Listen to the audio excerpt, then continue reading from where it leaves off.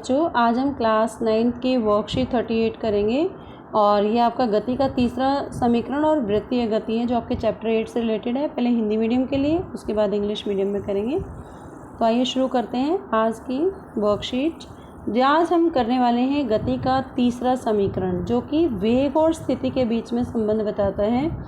जैसे ये ग्राफ आपने पहले दो समीकरण में भी देखा, वेग और समय ग्राफ, इसी के अंदर ही हम तीनों समीकरणों को निकाल सकते हैं। तो अब इसमें क्या है, एक समान त्वरण से एक वस्तु चल रही है, ए से भी एक समान त्वरण से कोई वस्तु चल रही है, वेग समय ग्राफ लीजिए।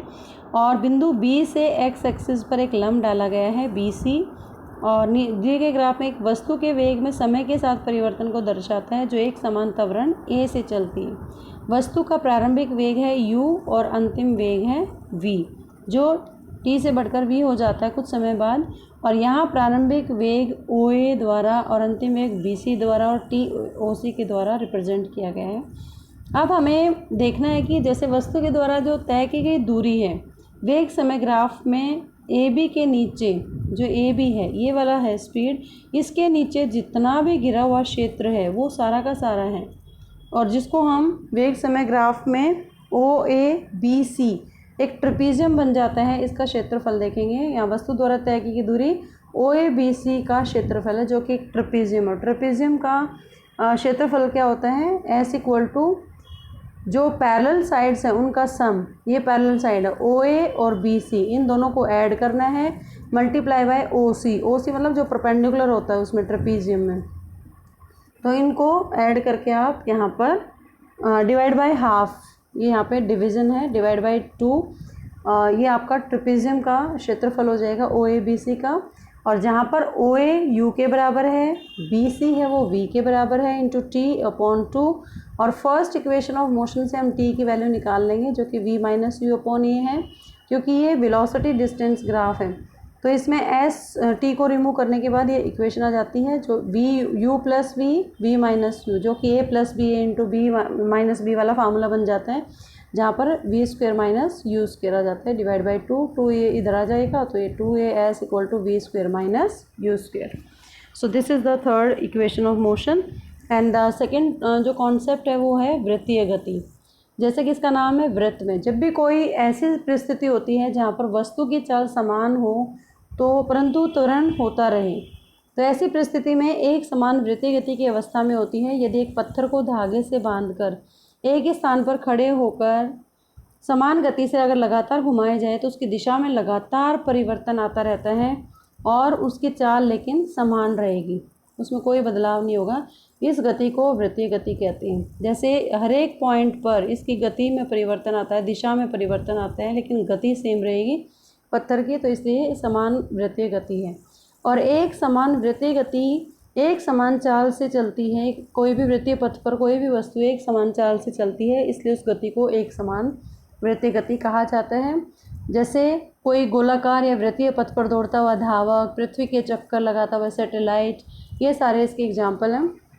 यदि वृत्तीय पथ जैसे सर्कुलर पाथ है, इसका जो सेंटर से यहाँ तक का डिस्टेंस होता है उसको रेडियस कहा जाता है, त्रिज्या है, और वस्तु को T टाइम लगता है एक चक्कर लगाने में, यहाँ से यहाँ तक कंप्लीट आने में उसको T टाइम लगा, तो उसका वेग क्या होगा, जितना इसका सरकमफेरेंस है, जिसका इसका पूरा का पूरा सरकमफेरेंस वृत्त का, जैसे 2πr × T, क्योंकि ये एंगल आधा 180, ये भी 180, तो 2π हो गया टोटल, और T उसने टाइम लिया, तो डिस्टेंस कवर है रेडियस गुना जितना उसने पाथ कवर किया, 2πr circumference of the circle divide by time.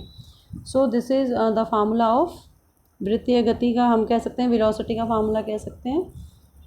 तो यहाँ पर कुछ क्वेश्चंस दे रखे हैं, वही क्वेश्चंस आपको नोटबुक में करने हैं अपनी अंडरस्टैंडिंग चेक करने के लिए। गति का पहला तीसरा समीकरण लिखना है, उसको व्युत्पन्न करना है, समान गति के 3 उदाहरण बताने हैं, और इसको आप वृत्तीय गति का फार्मूला लगा के इसका आकलन कर सकते हैं। Now the time for the English medium students, and today's worksheet is worksheet 38 for the 9th class, and the topic is motion. This is your chapter number 8, and today we are doing equation of motion and circular motion. Two concepts we will cover today. First is how to derive the third equation of motion. So before deriving the third equation of motion, first of all everybody should know how to draw this velocity time graph and label all these things. The first condition is u should not be equal to 0. because the body is continuously accelerated from A to B. Then you have to draw a perpendicular BC on the x-axis, and as well as you can also time changes according to the velocity, and the velocity changes at a uniform rate A. Now this BC is perpendicular on the x-axis. Here the initial velocity, that is equal to u, final velocity is equal to v, and BC equal to OC. BC and OC, they are, OC is the time and BC is the V velocity. So the distance traveled by the object is obtained by the area enclosed between this graph OABC, and this is a trapezium. And you can find out the distance traveled by the object equal to area of this. And what is the formula of trapezium? The sum of parallel sides, means two parallel sides are there. This is OA and BC. Those parallel sides ka sum multiply by the perpendicular. This is the perpendicular of the trapezium OC, and divide by 2. And you know OA equal to U, BC equal to V, OC equal to T. Then now put all these values, and this is the equation 1. And from equation of motion, the first equation of motion, B equal to U plus AT, first derive T. The value of T equal to V minus U upon A. Put this value here.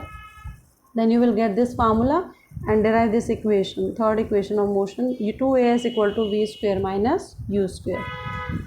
Now the next is the circular motion. And what is the circular motion? Is there any situation where the speed of the object in the motion remains constant but it still accelerates? And it happens only when the object undergoes uniform circular motion.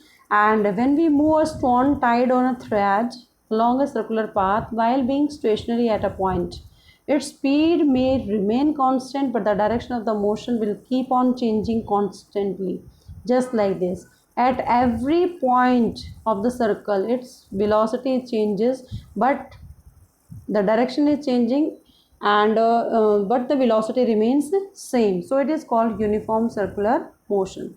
Let us consider the uniform circular motion when the object is moving or with a constant speed in a circular path like this. This is the circular path and its motion is called uniform circular motion. For example, an athlete is running on a circular track, satellite is revolving around the earth. If r is the radius of the circle and time taken by the object from A to again completing the one circle, that is 2 pi. This is the circumference of the circle 2 pi r, and velocity equal to distance upon time. So distance traveled by the object is circumference of the circle, that is 2 pi r upon t, and this is the formula of uniform circular motion. Now on the basis of the worksheet, you have to do all these questions in your notebook. All are easy. Put all the values here and then you can solve easily. Keep watching Super Vigyan. Thank you so much.